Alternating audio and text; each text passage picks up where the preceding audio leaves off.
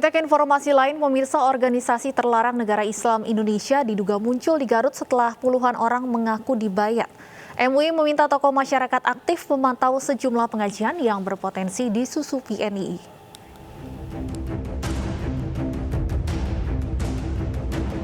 Puluhan warga Garut, Jawa Barat diduga dibaiat untuk masuk negara Islam Indonesia atau NII. Kepada pemerintah setempat, mereka mengaku didoktrin oleh seseorang, di mana salah satu doktrin adalah menganggap pemerintah Republik Indonesia togut. Kabar puluhan warga dibaiat NII ini terungkap setelah adanya pengakuan dari seorang anak kepada orang tuanya. 59 warga Garut yang diduga dimasuki paham NII lantas dibina Badan Kesatuan Bangsa dan Politik Jawa Barat. Menurut Kementerian Agama, proses rekrutmen NII salah satunya melalui pengajian. Oleh karena itu, MUI meminta tokoh masyarakat lebih aktif mengawasi pengajian-pengajian yang berada di wilayahnya untuk mencegah masuknya paham NII. Sementara hingga saat ini, polisi bersama MUI masih mendalami dugaan baiat NII kepada warga Garut. Belum ada yang ditetapkan sebagai tersangka, namun Polri memastikan bakal menyelesaikan kasus yang meresahkan ini. Tim Liputan iNews melaporkan.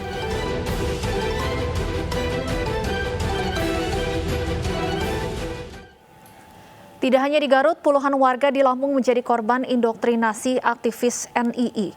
Majelis Ulama Indonesia pun meminta tokoh-tokoh masyarakat mengawasi aktivitas pengajian warganya. Apa saja yang diajarkan aktivis NII kepada para korbannya, kami bahas secara eksklusif dengan salah seorang korban NII di Lampung. Sudah bergabung pula bersama kami Lurah Sido dari Asri Lampung Selatan Didik Murhadi dan Ketua MUI Holil Nafis. Assalamualaikum, selamat sore Pak Holil dan Pak Didik. Waalaikumsalam warahmatullahi wabarakatuh. Selamat sore. Baik, sudah bergabung juga bersama kami Pak Didik Marhadi, Lurah setempat. Selamat sore Pak Didik, sudah bisa bergabung bersama kami? Assalamualaikum. Baik, Pak Didik, saya ingin langsung konfirmasi terlebih dahulu, benarkah informasi bahwa ada 30 orang di satu desa di wilayah Anda yang terpapar paham NII?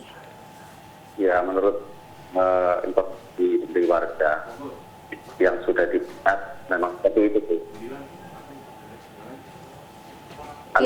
Ya, Pak Didik, silahkan. Bagaimana kemudian awal mula informasi ini bisa terungkap?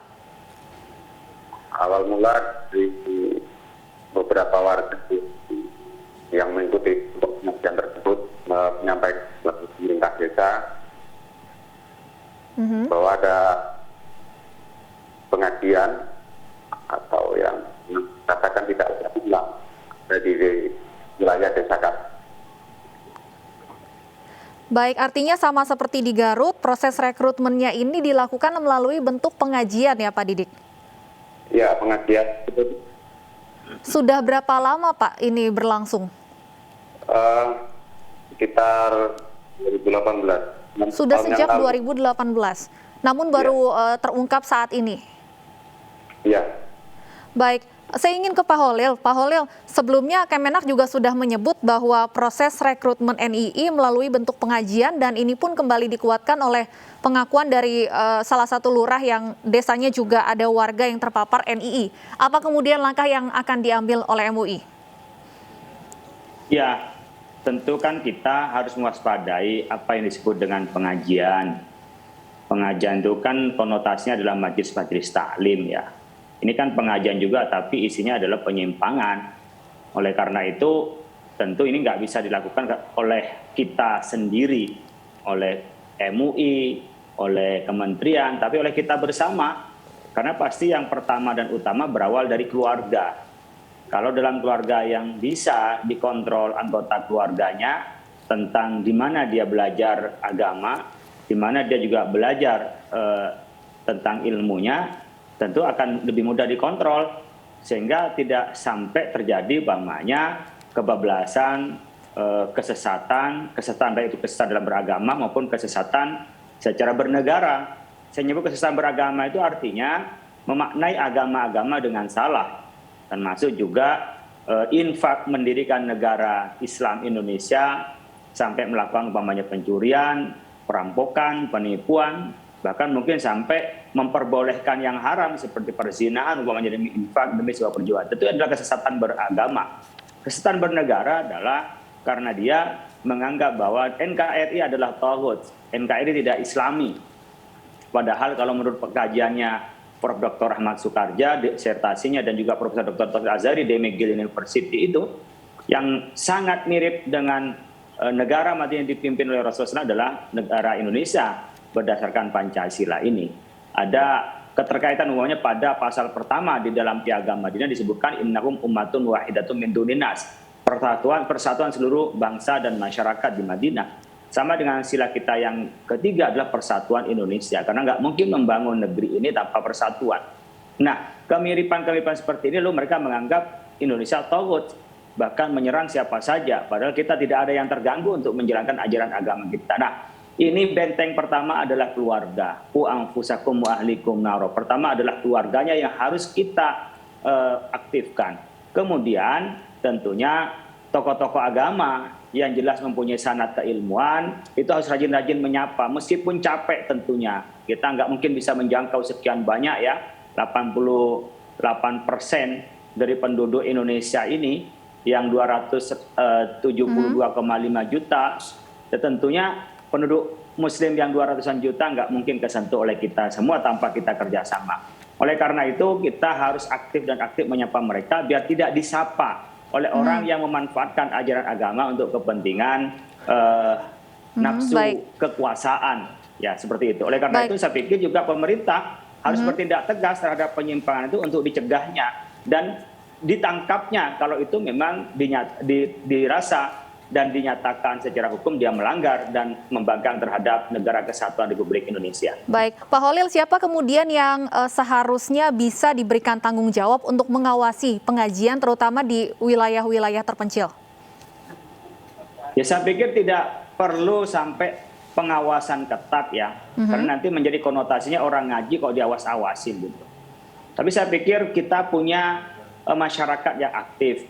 Kalau pemerintah punya KUA yang paling bawah, coba diaktifkan sekitar 60.000 atau mungkin 100.000 KUA di beberapa kecamatan ya, dan juga penyuluh-penyuluh itu ada di bawah ya.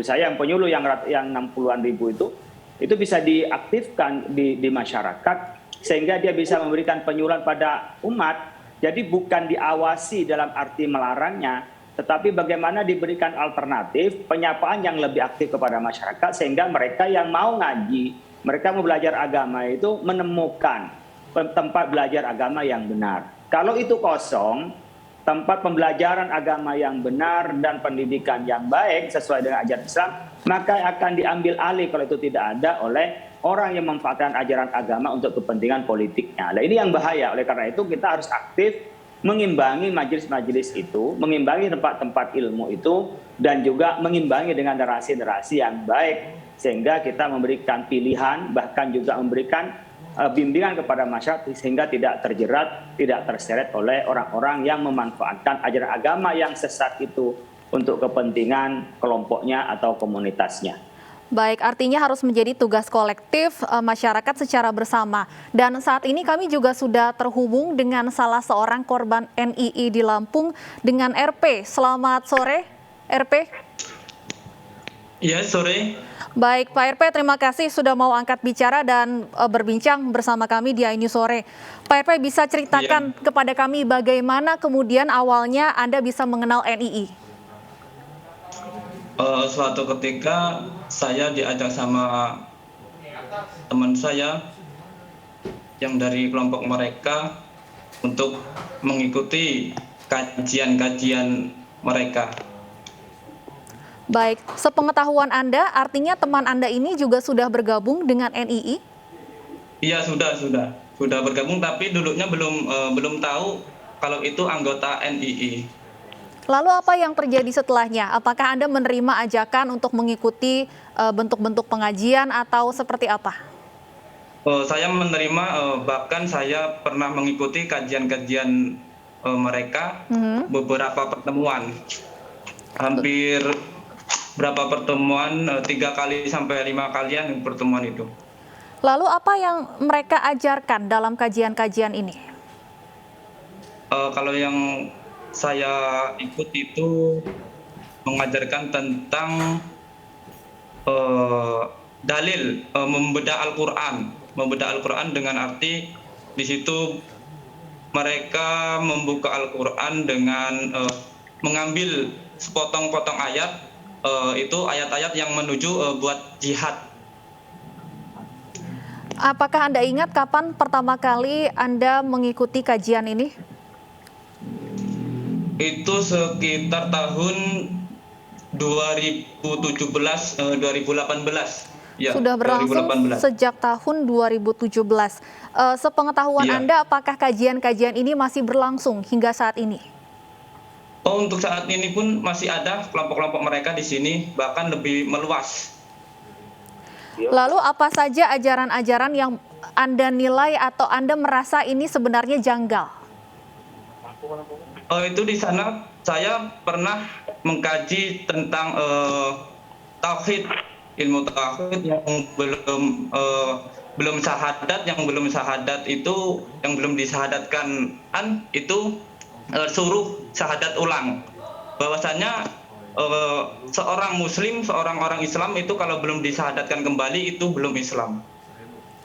Baik, Pak RP, tadi Anda sebutkan bahwa kajian-kajian ini masih berlangsung dan bahkan meluas. Informasi yang kami Iya. terima ada kurang lebih 30 orang warga yang kemudian terpapar NII. Atau sebenarnya apakah jumlahnya lebih dari ini atau seperti apa? Sebenarnya mungkin lebih, karena untuk saat ini pun banyak anggota-anggota baru lagi ya yang ikut golongan mereka. Baik, apakah Anda tahu mengapa kemudian kalau tadi Anda sebutkan kajian ini sudah berlangsung sejak 2017, sudah hampir 4 tahun, artinya mengapa kemudian baru terungkap saat ini? Itu karena ada ada tokoh itu yang bahwasanya mengetahui kajian mereka itu menyimpang. Dan untuk tokoh sendiri, tokoh sini, khususnya tokoh desa sini itu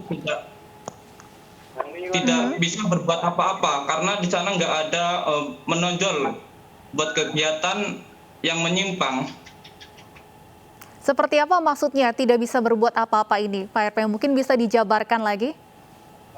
Karena kajiannya itu tentang isi Al-Quran, jadi untuk tokoh sini nggak bisa nggak bisa buat untuk mencegahnya. Baik, Pak Didik, saya ingin tanyakan apa kemudian langkah yang sudah diambil oleh pemerintah setempat maupun juga tokoh-tokoh agama setempat dengan adanya informasi ini? Halo? Ya, silakan Pak RP, apakah ada yang ingin disampaikan? Sejauh ini sudah ada pembinaankah yang diberikan?